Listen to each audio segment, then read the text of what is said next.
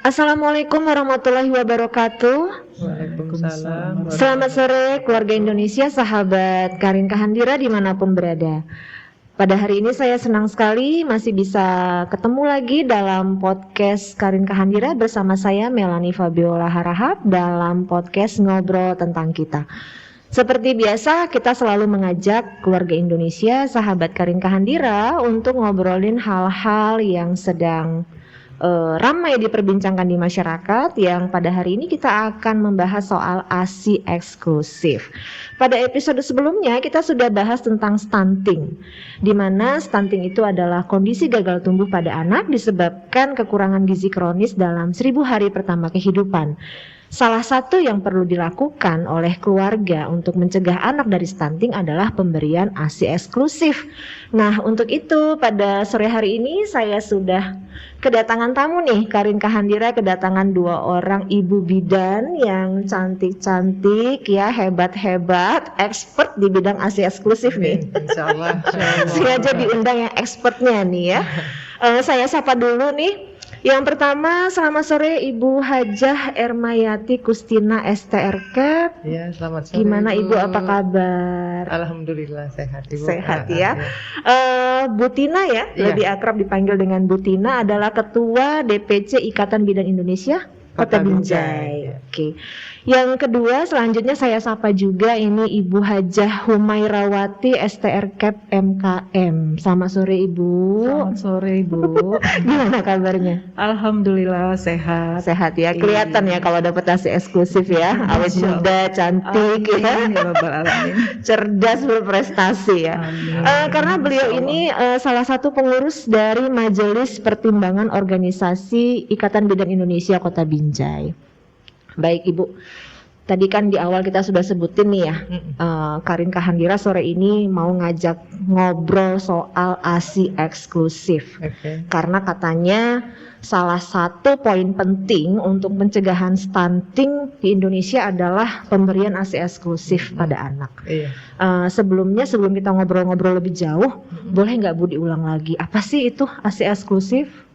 ASI eksklusif adalah pemberian ASI pada bayi ketika pertama kali dia lahir ke dunia sampai bayi berumur 6 bulan tanpa memberikan suatu apapun selain ASI. Air putih juga nggak boleh? Air putih juga nggak boleh. Itu adalah makanan utama untuk bayi sampai usia bayi 6 bulan. Itu cukup ya Bu ya? Insya Allah cukup Bu. Dan sudah ada penelitian bahwa itu memang cukup dan lebih baik daripada yang diberi makanan tambahan lain. Oke. Jadi tidak perlu diberi madu, tidak perlu diberi pisang. Tidak, iya. Jadi kalaupun rewel itu bukan berarti bayi lapar ya Bu? Bukan, iya. Memang mungkin kan memang bayi biasanya agak rewel. Tapi cara kita sebagai orang tua bagaimana supaya menenangkan dia dengan kasih sayang mungkin. Karena tidak selamanya bayi menangis karena lapar ya, betul. Karena kan kebanyakan masyarakat begitu ya Bu ya. Kalau bayi nangis selalu dianggap lapar, jadi seolah-olah tidak cukup ASI, jadi ditambah dengan yang lain-lain. Oke. Lalu apa sih Bu istimewanya ASI eksklusif ini khususnya dalam pencegahan stunting? Apa sih bedanya anak yang dapat ASI eksklusif dengan anak yang tidak dapat ASI eksklusif? Untuk khusus di stunting, saya rasa untuk ASI ini baik sekali buat bayi ya, untuk pertumbuhan otak bayi nanti akan lahir dengan cerdas. Lebih cerdas daripada yang tidak mendapat ASI eksklusif. Kemudian adanya kekebalan tubuh bayi yang kuat. Lebih kuat. Iya, karena di dalam ASI ada itu kolostrum ya. Di situ ada antibodi yang alami yang datangnya dari ibu yang diturunkan ke bayi sehingga kekebalan tubuh bayi akan lebih kuat daripada bayi yang tidak mendapatkan ASI eksklusif. Iya. Oke. Jadi memang ASI eksklusif ini adalah fondasi awal ya Bu ya, untuk memberi daya tahan tubuh yang lebih kuat kepada anak supaya tidak menjadi stunting nantinya. Iya, benar. Oke. Bu Ira.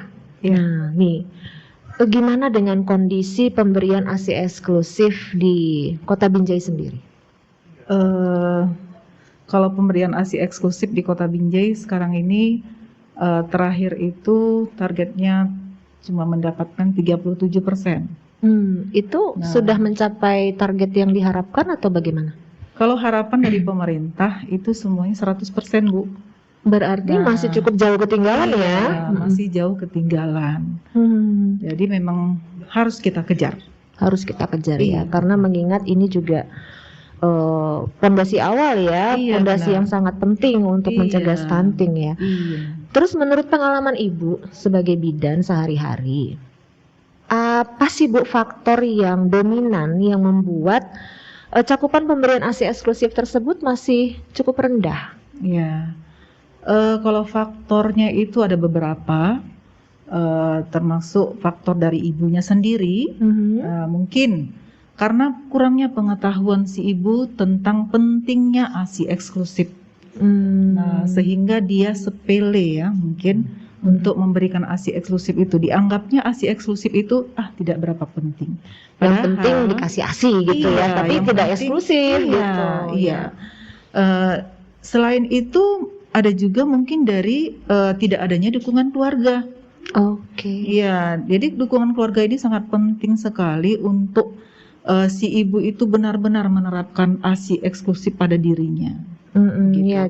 Nah, kalau dari bayinya, nah dari bayinya itu sendiri mungkin karena bayinya itu kurang sehat atau memang ada kecacatan. Iya, jadi tidak mampu menyusu dengan baik. Iya, tuh faktornya. Nah, ada lagi faktor dari si ibunya kembali, bahwasanya puting susunya itu tidak keluar, atau memang kurangnya perawatan payudara sewaktu kehamilan, Kurang persiapan. sehingga beberapa faktor itu yang membuat tidak tercapainya ASI eksklusif kepada ibu. Oke. Selain itu ada lagi Bu? Kalau dari keluarga tadi sudah ya. Mungkin ada lagi dari tenaga kesehatan sendiri, mungkin kurangnya memberikan konseling, Edukasi. Iya, edukasi kepada ibu hamil, sehingga dia tidak menerapkan konselingnya tersebut, sehingga si ibu ini tidak mengerti Kurang akan paham. pentingnya ASI eksklusif. Bagaimana mempersiapkan diri untuk menyusui, Iya. bagaimana merawat payudara yang benar, bagaimana teknik menyusui yang baik Iya, gitu benar. ya. Jadi pengaruh juga ya Bu. pengaruh sangat. Jadi pengaruh. semangat aja nggak cukup ya Bu ya? Tidak cukup. Karena banyak kasus di lapangan kan ibunya sebenarnya semangat banget menyusui, Iya. semangat banget mau ngasih ASI eksklusif, Iya. tetapi karena Tekniknya dia tidak tekniknya pandai. salah barangkali Iya. akhirnya puting susunya pecah, Iya. retak ya, sakit nyerah. Iya, Ya ilmunya kan? kurang. Ilmunya juga kurang. Iya. Kemudian ditambah lagi ketika bayi menangis, ibu sudah berkomitmen untuk ASI eksklusif, keluarga memberikan tambahan susu formula atau pisang dan sebagainya Iya, gitu ya. benar. Jadi memang penting sekali dukungan keluarga ya Bu Iya, ya. benar Tidak sekali. cukup dari ibunya saja ya. Iya. Oke. Nah, lalu dari IBI sendiri Bu Tina, Iya. apa yang telah dilakukan Ikatan Bidan Indonesia untuk mendukung ibu agar berhasil memberikan ASI eksklusif? Kalau IBI sendiri mungkin dari dulu kita sudah berkomitmen dan bekerja sama mungkin dengan Dinas Kesehatan, Oke. dengan organisasi profesi lain ya, juga kita bekerja sama untuk mengedukasi ya ibu-ibu itu agar diberikan ASI eksklusif bayinya. Kemudian kita juga bekerja sama dengan Dinas PP2KB ya kan, supaya ibu-ibu yang mau menikah itu diedukasi dulu bahwa nanti setelah hamil dilakukan ANC. ANC itu apa Bu? Antenatal care, yaitu pemeriksaan ibu hamil. Perawatan kehamilan. Iya, untuk itu 6 kali ya dalam satu kehamilan harus dilakukan. Oke, jadi Iya. dalam 9 bulan minimal 6 kali melakukan perawatan kehamilan. Iya, benar. Iya. Jadi kita sudah bekerja sama dengan berbagai pihak juga ya, dengan pemerintah juga kita sudah masuk untuk membantu program pemerintah di lapangan juga. IBI turut serta dalam ikut program Posyandu ya, untuk mengedukasi masyarakat di sekitar. Oke, khususnya tentang ASI eksklusif ya. Jadi sudah banyak melakukan pendekatan ya. IBI sendiri sudah banyak melakukan pendekatan kepada pihak-pihak yang terkait untuk suksesnya pemberian ASI eksklusif. Tadi saya mendengar Ibu ada cerita soal kerjasama dengan Dinas Kesehatan dengan Dinas PPKB benar, untuk persiapan menikah dan hamil ya Bu ya, persiapan hamil ya. Jadi supaya selama hamil juga dapat perawatan yang optimal. Oke. Terus kalau masyarakat nih mengakses pelayanan kesehatan di fasilitas kesehatan khususnya di praktek mandiri bidan ya, apa yang bisa didapatkan masyarakat terkait dengan persiapan pemberian ASI eksklusif ini Bu? Kalau di pelayanan kesehatan, saya rasa situ sudah diadakan untuk pemberian buku KIA ya. Masyarakat dibagi setiap dia hamil, ibu hamil itu mendapatkan buku KIA. Buku KIA. Kesehatan ibu dan anak. Buku kesehatan ibu dan anak. Ya. Oke. Yang di dalam buku KIA sendiri, di situ sudah lengkap tentang apa-apa yang dibutuhkan ibu hamil, ya kan, perawatan ibu hamil, termasuklah perawatan payudara. Dan edukasi yang lain juga ada di situ tentang kehamilan. Saya rasa untuk buku itu sudah lengkap sekali jika masyarakat mau membaca dan mau mencari tahu apakah yang ada di dalam buku itu. Nah ini nih yang agak berat nih tantangannya nih ya kan Bu Ira kan, karena kita masyarakat di Indonesia ini kebiasaan membacanya ini ya masih kurang. Dan perlunya Bu, petugas kesehatan mensosialisasikan kepada masyarakat, ya bukan hanya ibu hamil saja, bahwasanya mereka juga ikut terlibat untuk membaca buku KIA tersebut. Oh jadi buku KIA itu bukan cuma untuk dibaca ibu?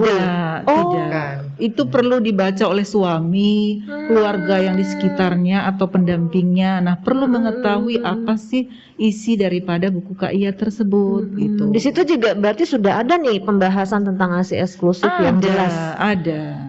Kebutuhan ibu selama menyusui, sebelum melahirkan, ada semua di situ ya Bu ya. Oh berarti buku itu boleh dibaca oleh anggota keluarga yang lain ya? Bukan boleh Bu, tapi harus. Saya rasa harus.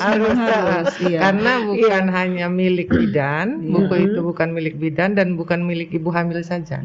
Tapi itu buku milik kita bersama untuk mendampingi ibu hamil dan melahirkan. Jadi ini meningkatkan kepedulian ya Bu. Benar. Meningkatkan kepedulian khususnya keluarga ya untuk mendukung ibu melalui masa kehamilan, persalinan, nifas sampai berhasil menyusui bayinya selama 2 tahun. Iya benar. Kita kan berharapnya bisa 2 tahun ya Bu ya, bukan berarti kalau sudah 6 bulan selesai kan begitu ya, tetap dilanjutkan sampai usianya 2 tahun. Jadi berarti kalau masyarakat datang ke fasilitas kesehatan atau di praktek mandiri bidan ya, pada saat hamil masyarakat akan mendapat pelayanan-pelayanan tadi ya Bu ya, ada konseling ada perawatan kehamilannya juga. Yang diajarkan apa aja Bu, khususnya untuk ASI eksklusif? Yang diajarkan di Vaskes itu nanti? Ya, kita akan mengajarkan bagaimana cara perawatan payudara. Termasuk tadi yang puting susu, terbenam tadi ya. Jadi berarti itu bisa dikeluarkan ya Bu? Bisa. Insya Allah bisa dikeluarkan, tapi dengan perawatan dulu Bu. Jangan ketika melahirkan baru dimulai. Ibunya sudah merasa sakit karena payudara sudah membesar. Iya kan? Betul. Kemudian diajarkan juga bagaimana cara menyusui yang benar. Kadang ada tekniknya, ada posisinya. Kirain yang penting asal keluar aja sih. Oh ternyata ada tekniknya. Supaya ASI itu lancar, jadi punya posisi sendiri untuk menyusui, juga menempelnya mulut pelekatannya yang benar. Kadang-kadang hanya sekedar nempel, terakhir ujung puting susunya itu saja yang ketarik sama bayi. Jadi ibu merasa sakit. Oh berarti itu yang paling sering menyebabkan puting susu lecet. Iya benar. Jadi teknik menyusui yang salah dapat menyebabkan ibu merasa sakit. Akhirnya lemas, menyerah. Menyerah kan. Sakitnya memang kita kan udah ngerasain gimana menyusui ya. Sakitnya itu sampai ke ujung kepala. Betul. Berarti itu semua didapatkan pada saat ibu dan keluarga memperoleh pelayanan ANC ya Bu ya? Benar. Jadi rugi banget ya kalau misalnya ada ibu yang tidak mendapatkan perawatan ANC karena banyak ilmu yang terlewatkan ya. Iya benar. Makanya masyarakat itu kalau ada yang hamil sedini mungkin memeriksakan dirinya ke fasilitas kesehatan. Betul. Sampailah mendapatkan 6 kali Mm-mm. dalam kehamilan. Karena kan kebanyakan begini ya, kebanyakan juga masyarakat berpikir kalau hamilnya baik-baik aja, hamilnya sehat-sehat aja, tidak ada keluhan, ya Iya. kan? Untuk apa? Nah, jadi karena banyak orang masyarakat berpikir ke fasilitas kesehatan itu hanya ketika sakit. Iya, Nah, benar. kan Itu sebegitu itu paradigmanya Iya, kan. benar. Apalagi yang namanya hamil itu kan nggak dianggap penyakit. Enggak, iya benar, iya. Apalagi kalau nggak ada keluhan apa-apa, Iya, ya kan Bu ya. Nah iya. ini mungkin yang tantangannya ya di Iya, lapangan ya. benar. Bagaimana menyadarkan masyarakat untuk mau Iya. melakukan perawatan kehamilan minimal 6 Iya, kali 6 selama kali. hamil. Iya. Oke. Kemudian nih saya mau kembali kepada Bu Ira nih.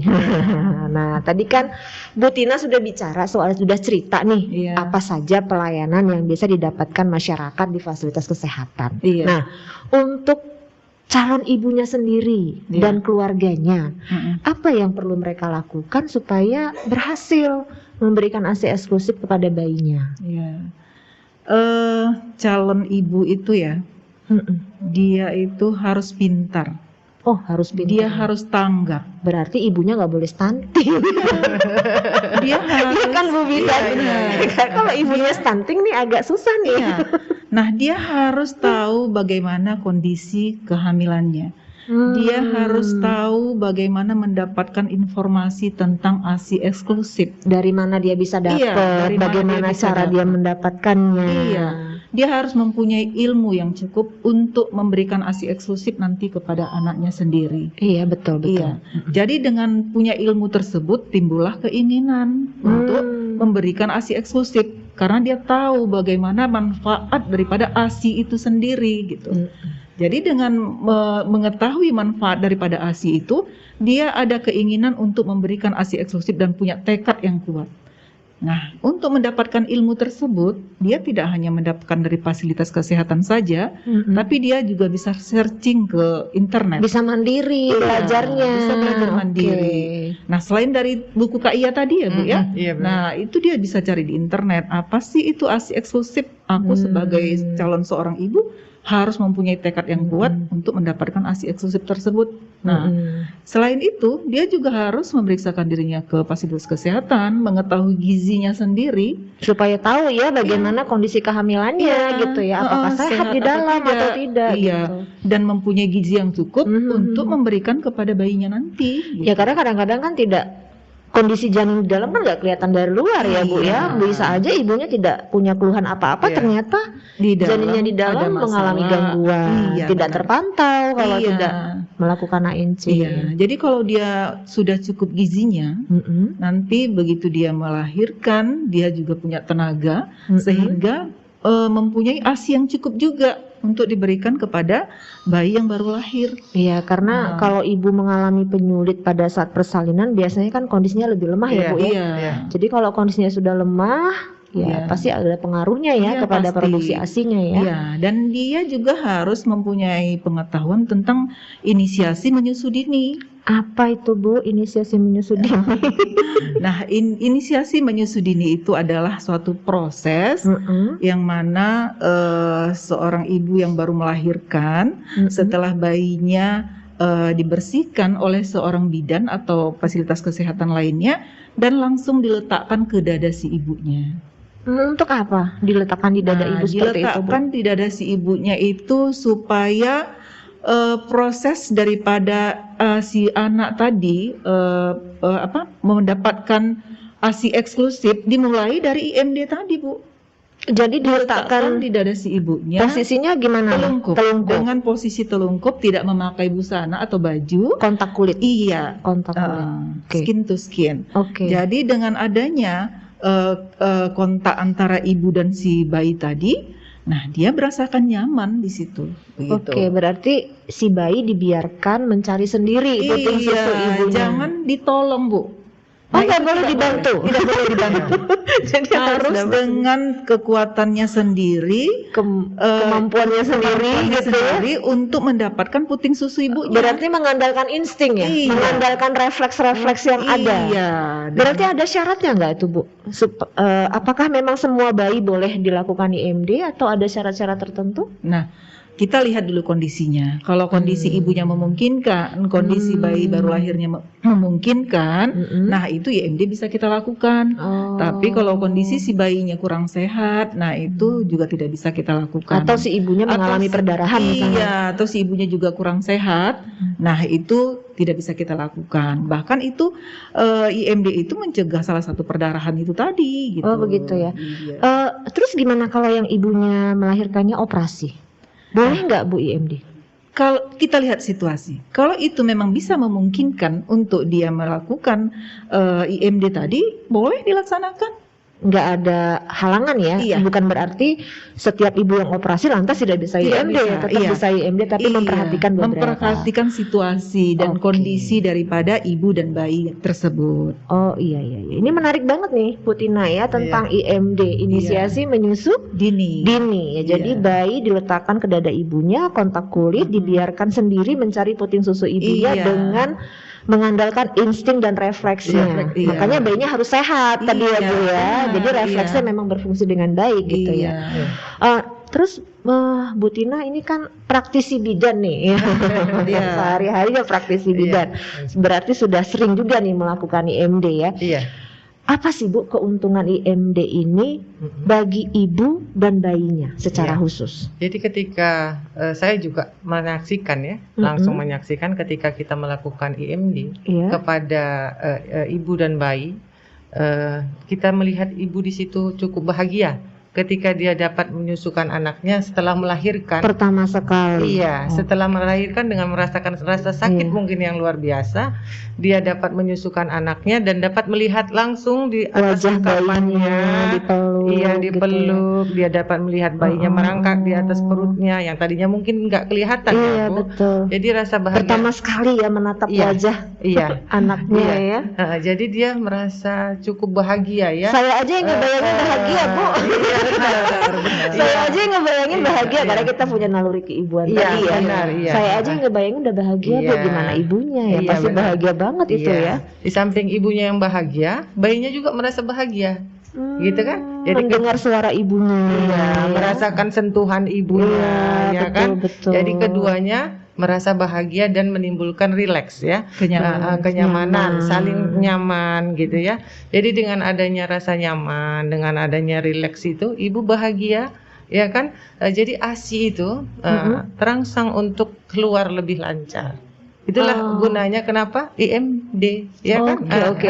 Jadi ketika kita bahagia, memang saya pernah baca nih artikelnya ya. Kalau kita bahagia itu tubuh kita mengeluarkan hormon, iya. hormon kebahagiaan. Iya, hormon ya. endorfin namanya Iya, ya. Jadi dengan adanya hormon kebahagiaan itu, jadi air susu terangsang untuk keluar, terus kontraksi uterus juga terasa lebih kuat sehingga mencegah perdarahan ibu pasca salin. Ya, penting sekali itu IMD.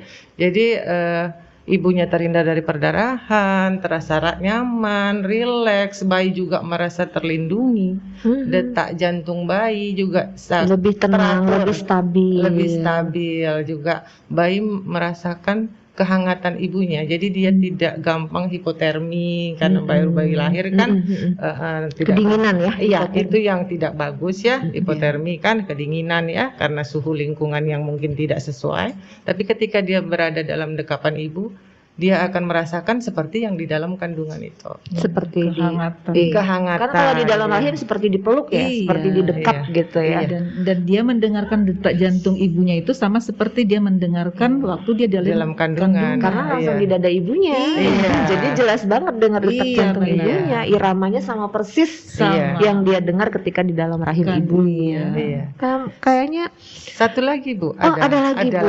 Kayaknya banyak takut nih. ketinggalan nih. Iya, dan betul, ibu-ibu betul. yang di luar pada paham dan mengerti bahwa dengan IMD tadi, kalau kita mau ASI eksklusif nantinya kita berikan, itu akan membuat ASI eksklusif kita lancar. Dari awal IMD sudah dilaksanakan sehingga pengeluaran ASI lancar, lancar untuk proses pemberian ASI eksklusif sampai 6 bulan. Oke, berarti kesimpulannya kalau dikasih IMD itu ASINya keluarnya lebih cepat. Lebih cepat. Berbeda dengan kalau yang tidak IMD. IMD ya. Jadi kalau tidak IMD mungkin keluarnya lebih lama. Bisa jadi. Iya. Iya. Nah, kalau di IMD itu kan Bu, dengan proses pengisapan pertama sekali bayi itu. Nah, sehingga terangsanglah pengeluaran ASI ya secara cepat. Sehingga proses selanjutnya sampai 6 bulan itu dia akan lancar. Lebih lancar lagi. Lebih banyak juga produksi ASI-nya. Oke. Nah, selain itu Bu, pada saat bayi menghisap puting susu ibunya, ya kan?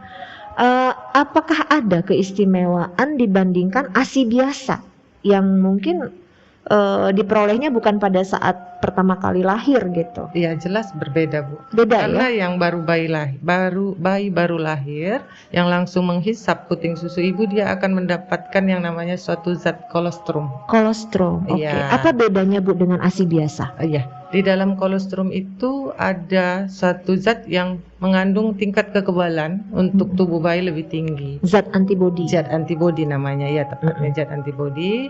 Juga di dalam kolostrum itu ada kandungan yang dapat memperlancar atau membersihkan usus bayi sehingga bayi gampang ususnya bersih sehingga lebih sehat daripada bayi yang tidak mendapat kolostrum. Lebih cepat mengeluarkan kotoran daripada bayi yang tidak mendapatkan IMD. Iya benar. Banyak banget berarti keuntungannya kalau ibu dan bayi melakukan IMD ya Bu ya, benar pada sekali. saat melahirkan. Iya. Dan ini tidak akan diperoleh ibu jika ibu tidak mendapatkan ANC secara rutin ya, Iya. karena informasi ini mungkin tidak didapatkan oleh calon si ibu ataupun benar. keluarga gitu Iya. ya. Jadi misalnya begini Bu, nih saya misalnya hamil gitu ya, saya dapat informasi IMD, apakah saya boleh minta kepada dokter yang menolong saya atau bidan yang menolong saya supaya nanti pada saat melahirkan saya dilakukan IMD, boleh nggak seperti itu? Boleh sekali. Boleh request nggak? Boleh banget kalau itu memang kewajiban Itu haknya. daripada hak dan kewajiban oleh si ibu dan kewajiban si dokter melaksanakan atau si bidan karena sudah diminta oleh ibu tersebut. Iya, karena sepertinya banyak banget keistimewaannya. Jadi sayang banget kalau dilewatkan kan seperti itu kan. Karena Bu, sudah ada peraturan pemerintah nomor 33 tahun 2012 tentang IMD dan ASI eksklusif. Oh, sudah ada. Iya, yang mana di pasal 9 ayat 1 itu menyatakan bahwasanya petugas kesehatan itu wajib melaksanakan IMD. Dan kalau itu diminta oleh pasien itu sendiri dan mereka wajib melaksanakannya. Begitu. Tidak ada alasan bagi fasilitas kesehatan termasuk praktek mandiri bidan untuk menolak melakukan IMD. Apalagi kalau ibu dan keluarga sudah meminta ya. Meminta. Oke.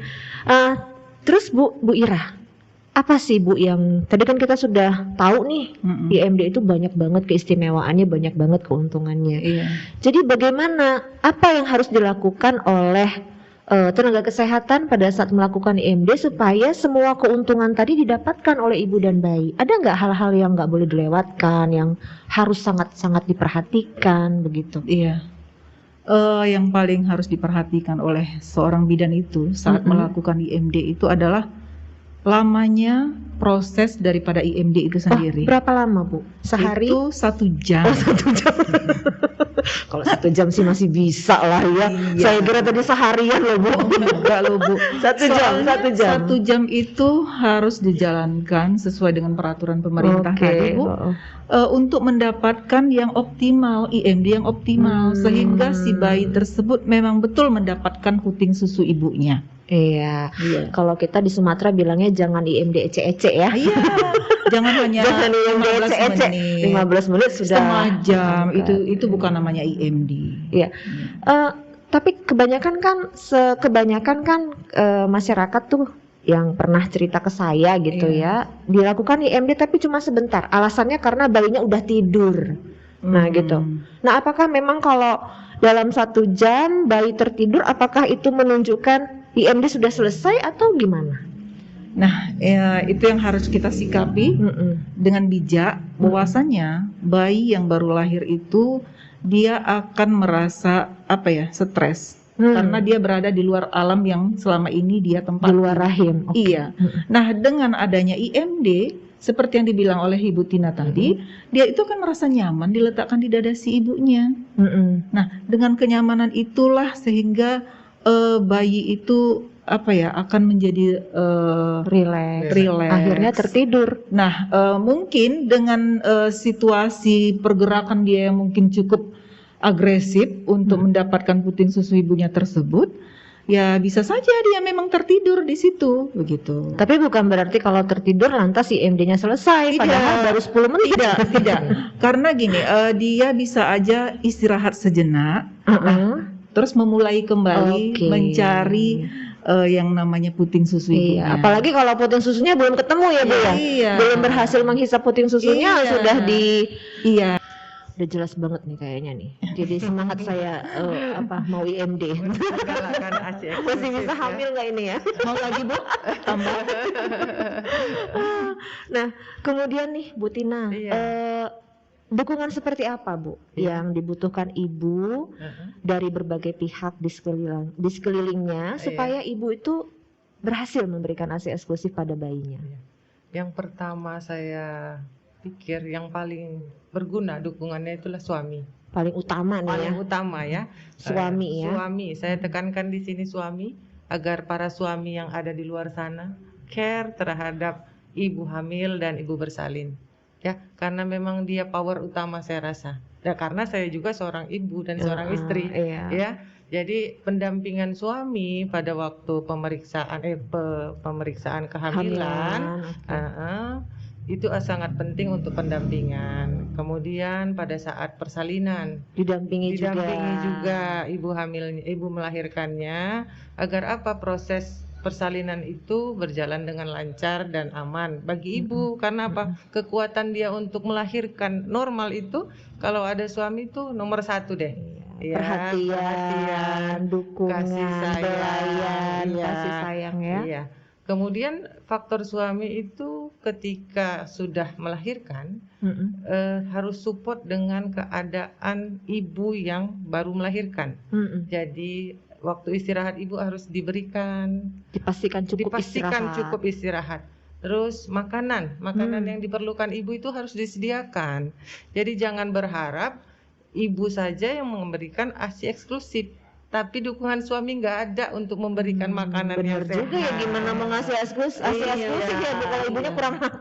Iya. Kecapean pula gitu ya. Jadi yang saya lihat di lapangan juga banyak yang seperti itu Bu. Jadi untuk itu saya himbau kepada para suami untuk tetap mendampingi dan mengasih support buat ibu yang menyusui, mengerti bahwa ibu itu sulit dalam proses menyusui itu. Jadi pendampingan untuk mengurus bayi, pendampingan juga untuk memberikan makanan yang sehat, kemudian memberikan jam istirahat kepada ibu yang nifas tadi. Oke. Jadi kalau misalnya nih ibu sedang menyusui terus ibunya haus gitu, bolehlah disediakan. kasih minum. Tidak perlu Sambil ibunya. dipijit-pijit juga Iya boleh. benar, agar hormon Boleh nggak, Bu? ibu, Boleh kan? hormon bahagia ibu lebih keluar dengan baik ya kan. Pijit-pijit Apalagi kalau pas oksitosin. ibu menyusui, suami sambil nyapu gitu ya. Suami sambil masakin kesukaan istri gitu ya. So sweet banget gitu ya. Maksudnya suami ikut membantu kebutuhan dan keperluan rumah tangga. Meringankan pekerjaan ibu supaya jangan terlalu capek ya Bu ya. Karena kalau capek sudah pasti stres. Kalau sudah stres asinya juga tidak logo. Asinya berhenti Iya, gitu ya. Jadi bisa membuat gagal ASI eksklusif. Di samping suami, yaitu keluarga juga saya harapkan mendukung ya. Keluarga di sekitar juga mendukung. Terus kita Berarti harus punya ilmu yang sama. Iya. Iya. Harus punya ilmu yang sama. Berarti itu tadi ya, makanya tadi ibu bilang selama ANC sebaiknya juga didampingi ya. Didampingin, iya. Selain ibu berarti keluarga atau suami juga ikut ya dikasih Harus materi, berperan ilmu aktif di gitu situ ya. agar ketika ada masalah ketika ibu menyusui seperti ibu kelelahan atau puting susu terasa sakit, itu keluarga tidak memvonis harus dialihkan ke susu formula, tapi tetap mendukung ibu untuk memberikan ASI. Karena keluarga ASI juga eksklusif. tahu solusi apa yang harus diambil gitu ya. benar, Jadi tidak langsung mutusin, oh udah beli susu kaleng gitu. Iya, jadi gitu ikut mendukung supaya ASI eksklusif itu tercapai. Di samping itu juga bidan di lapangan harus tetap menjaga dan mengedukasi ibu yang melahirkan dan keluarga juga waktu masa kunjungan nifas. Oh, Nah, oke. kunjungan nifas dan kunjungan neonatal nantinya bidan juga tetap Ikut konsisten memantau ya, memantau pemberian dan ASI eksklusif tersebut. mendampingi ya Bu, Iya. supaya Mensupport. ibu tetap semangat ya Tetap Bu ya, semangat. ngasih Iya. solusi kalau Iya, misalnya apa benar. masalah dari si ibu. Iya. Kadang-kadang masyarakat ini ada yang mengeluh, Bu, Oh, sama keluhannya bidan. apa Bu? Bu, capek kali aku mau menetekkan inilah, Bu. Iya. Ah, Iya. Iya, ini kok asiku begini, Bu, Iya, kurang apa iya. segala macam, Iya. atau putingnya begini, enggak ini. Nah, itulah peran sebagai bidan itu dituntut untuk mengedukasi si ibu tersebut supaya dia memang semangat untuk memberikan ASI eksklusif. Oke, menjaga semangat dan memberi bantuan Iya. ketika ibu butuh Iya. sedang ada masalah. Iya, gitu dan ya. terus memantau ibu nifas sampai selesai masa Iya. nifas. Iya, benar. Dukungan yang lain ada Bu yang dibutuhkan ibu selain dari keluarga, dari tenaga kesehatan khususnya bidan, ada dukungan lain Bu? Dukungan masyarakat mungkin Dukungan ya, masyarakat, ya. masyarakat dengan masyarakat yang udah paham akan ilmu tentang ASI eksklusif sehingga itu akan membantu si ibu. Iya, ini saya sering dengar nih tentang moms bullying, ya kan Bu? Iya, Ya. benar. Moms bullying tuh kadang-kadang di posyandu ya. Iya, Ibu yang bawa bayinya kebetulan kecil, iya benar. ya kan? Iya, Bayinya kebetulan Iya. kecil, terjadi nih yang namanya moms bullying ya kan Bu? iya. Anak bercerita ya kan, membanding-bandingkan anaknya dengan anak orang Iya, lain ya iya. kan? Sehingga ada beberapa ibu yang mungkin ikut merasa terintimidasi ya, merasa tersudut ya, Iya. akhirnya jadi malas ke posyandu. Iya, Iya, benar. benar. Ya kan Bu? Iya. Nah ini mungkin yang maksud Bu Iya, Tina tadi iya, ya, benar, dukungan benar. masyarakat ya, Iya. tidak menghakimi, Benar. Iya. tidak menyalahkan, tapi saling membantu. Saling membantu, mensupport juga. Lebih bagus sharing ya Bu, kalau Iya, kita punya benar. pengalaman, kita Iya. berhasil ASI eksklusif daripada menghakimi Iya. ibu yang lain, mendingan kita berbagi. ya kan? Iya, benar-benar. Jadi pola pikir masyarakat untuk kedepannya diharap berubah, Iya. ya, berubah untuk menjadi lebih baik, ya, jadi tidak membuli, ya kan, tapi mengedukasi dan menjaga lingkungan sekitar kita, tetangga sekitar kita, dan care terhadap tetangga yang melahirkan, gitu ya, sehingga tercapai apa yang diprogramkan oleh pemerintah, penurunan angka stunting di Indonesia akan tercapai. Iya, benar. Kalau ibu bekerja bagaimana Bu? Ini kan karena banyak juga nih masalah Iya. ASI eksklusif yang gagal karena ibu bekerja. Sebenarnya Dapat dukungan dari mana nih? Bisa dapat dukungan dari mana selain keluarga? itu tempat dia bekerja, ya. Oke. Kantor misalnya, perusahaan tempat dia bekerja hendaknya mendukung atau menyediakan tempat untuk ruangan sayang ibu dan sayang bayi, ya. Misalnya si ibu mau menyusukan anaknya, dalam waktu kerja mungkin ada yang bisa nganter anaknya ke situ sebentar, ya, dia menyusukan langsung, ataupun sebagai tempat untuk dia mengambil ASI-nya, memerah ASI-nya, memerah ASI-nya untuk disimpan dan diberikan kepada bayinya nanti ketika di rumah. Berarti harus ada fasilitas. Harus ada fasilitas, ya kan? Ruang iya. laktasi. Iya, Ruang ada laktasi. ruangan untuk menyusui, ada juga fasilitas untuk menyimpan ASI perahnya. Iya, benar, Iya, iya. benar. Oke. Nah, nih Bu Ira nih, terakhir nih, Iya. kesimpulan. Kita udah ngobrol nih kan? Iya. Udah ngobrol-ngobrol dari tadi soal ASI eksklusif. Kesimpulannya Bu Ira supaya gampang dicerna oleh sahabat Karin Kahandira yang mendengarkan podcast kita hari ini. Ya. Apa sih Bu kunci keberhasilan pemberian ASI eksklusif? Iya. Kunci yang pertama itu ada pada si ibu itu tersendiri. Nah, si ibu tuh harus bijak, seperti yang saya bilang tadi, harus bijak dan dia mendapatkan ANC yang benar-benar diharapkan. Oke. Ya. Nah, yang kedua itu ada dukungan keluarga atau suami. Nah, yang ketiga dukungan dari fasilitas kesehatan tempat dia melahirkan. Mendukung ya, sayang Iya, ibu, sayang bayi. Sayang bayi. Di mana dukungan tersebut terdapat di fasilitas kesehatan itu ada rumah sakit, ada bidan mandiri, Praktek mandiri bidan, iya. Nah, kalau bisa mereka melakukan yang namanya rawat gabung. Rawat gabung. Iya. IMD juga. Iya, supaya setelah mendapatkan IMD juga mendapatkan rawat gabung antara ibu dan bayi baru lahir. Supaya ibu tersebut. bisa menyusui kapan saja, Iya. walaupun ASInya belum ada nih. Iya, benar. Iya. Dan satu lagi tidak kalah pentingnya itu adalah dukungan dari pemerintah setempat, Bu.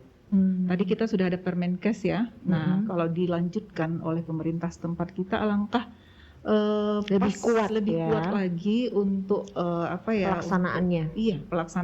pelaksanaan IMD dan memperkuat lagi ASI eksklusif. Itu Bu. Saya rasa hanya itu saja. Oke ya. Nah dari Bu Tina nih kita minta pesan, pesan dan harapan Bu Tina untuk para bidan selaku ibaratnya kalau bisa saya bilang nih tenaga kesehatannya garda terdepan ya, yang menghadapi ibu dan keluarga. Apa pesan dan harapan Ibu selaku Ketua Ikatan Bidan Indonesia Kota Binjai untuk para bidan, terutama bidan-bidan yang juga berpraktek ya, bukan cuma di fasilitas kesehatan pemerintah tapi juga di praktek mandiri bidan, untuk bisa mendukung keberhasilan ASI eksklusif? Yang pertama harus melakukan pemeriksaan itu setidaknya 6 kali ya, untuk pemeriksaan ibu hamil, perawatan ibu hamil hendaknya dilihat 6 kali dalam satu kehamilan. Berarti ibu-ibu bidan nih yang lagi dengerin nih, harus selalu rajin ya, jangan bosan-bosan mengedukasi. Ayo ANC 6 kali selama hamil. Selama kehamilan. Kemudian menerapkan atau memberi buku KIA itu kepada ibu-ibu hamil. Itu yang paling saya harapkan ya, agar ibu teredukasi di situ ya. Tapi diingetin juga Bu ya, bukunya jangan dibaca ibu aja. Jadi diingetin juga, jadi bidannya setelah memberikan diingetin juga harus dibaca dan dibaca oleh keluarga. Iya. Kemudian di dalam kita melakukan ANC atau perawatan kehamilan, kita di situ juga menerapkan perawatan payudara. Itu yang harus saya tekankan. Diajarkan untuk perawatan payudara. Ya, perawatan payudara, cara menyusui yang benar, ya kan, bagaimana menyusui ketika kita sudah menyusui untuk ASI eksklusif itu, bagaimana menyusuinya, bukan hanya sekedar menyusui saja ya, tapi continue, terus sering, nggak pakai jadwal ya, nggak pakai jadwal, iya. Ini yang ngatur bayinya nih, yang ngatur bayinya ya, kapan dia mau. Oke. Kalau bisa 2 jam sekali harus dikasih, biarkan dulu terus agar tercukupin asupan itu dan ASI-nya juga berproduksi terus. Kemudian ketika ibu melahirkan di fasilitas kesehatan, hendaknya dilakukan IMD. Ya, seperti Bu Ira bilang tadi ya, IMD, inisiasi menyusui dini sesegera mungkin, karena itulah awal mula untuk pemberian ASI selanjutnya, ya, sehingga bukan cuma ASI eksklusif, bahkan sampai 2 tahun. Sampai 2 tahun. Jadi disitulah pondasinya IMD tadi. Kemudian untuk ibu-ibu yang dalam masa nifas juga kita lakukan kunjungan ibu nifas. Kunjungan neonatal, jangan lupa. Agar apa? Agar dia tidak lupa bahwa proses dia itu dalam masa persalinan belum selesai. Untuk perawatan nifasnya belum selesai. Terkadang ibu-ibu di lapangan banyak yang lupa bahwa dia masih dalam masa nifas. Jadi masih ada yang perlu dijaga, masih ada yang perlu dirawat, ya. Karena masih ada ancaman infeksi ya Bu ya, infeksi dan perdarahan ya. Dan juga nanti kita harapkan untuk disarankan untuk melakukan KB ya. Oke, menjarangkan kehamilan. Iya, sebelum pulang dari Paskes hendaknya dilakukan KB pasca salin. Pasca salin. Nanti kita lain kali bicara itu juga nih. Diundang lagi masih mau ya. Iya. KB pasca salin. Oke, benar-benar. Karena bagaimana mau menyusui kalau ibunya sudah hamil duluan, sementara bayi punya hak menyusui 2 tahun. Iya benar. Kalau bayi ibunya 6 bulan sudah hamil lagi, gagal dong menyusui 2 tahun. Iya. Lumayan kalau 6 bulan Bu, selesai ASI eksklusifnya. Kalau 3 bulan diskon lagi kan gitu ya. Jadi saya harapkan itu saja, mungkin nanti ke depannya mungkin kita bisa harap lebih banyak lagi untuk terapkan apa yang kita mampu beri untuk masyarakat. Begitu saja Ibu ini. Iya, baik, terima kasih Bu Bidan Tina, Bu Bidan Ira ya. Pada sore ini sudah berkenan memenuhi undangan Karin Kahandira untuk ngobrol-ngobrol tentang ASI eksklusif. Ternyata memang ASI eksklusif ini banyak banget keistimewaannya. Banyak banget keuntungan yang bisa didapatkan ibu dan terutama bayinya sendiri, supaya terhindar dari yang namanya stunting. Gitu ya. Baik sahabat Karin Kahandira, ngobrol-ngobrol tentang ASI eksklusif kita sudah selesai ya. Mudah-mudahan semua materi informasi yang disampaikan oleh Ibu Bidan berdua yang cantik-cantik di sini dapat menambah wawasan keluarga Indonesia, sahabat Karin Kahandira semua, agar lebih paham, lebih sadar tentang keuntungan ASI eksklusif. Jadi lebih semangat nih bagi sahabat Karin Kahandira yang saat ini sedang hamil, sedang menanti kehadiran buah hati, atau yang bahkan sudah sedang menyusui, supaya lebih terjaga semangatnya. Mudah-mudahan semua ibu di Indonesia yang menyusui dapat memberikan ASI eksklusif kepada bayinya, sehingga bisa melahirkan generasi muda Indonesia, generasi emas yang berkualitas, calon-calon pemimpin bangsa yang kita banggakan. Amin. Amin ya rabbal alamin. Baiklah sahabat Karin Kahandira, sampai di sini pertemuan kita di podcast Ngobrol Tentang Kita pada episode ASI eksklusif. Kita ketemu lagi di pertemuan berikutnya. Salam Karin Kahandira, perempuan sehat, keluarga hebat, Indonesia luar biasa. Sampai ketemu lagi. Assalamualaikum warahmatullahi wabarakatuh.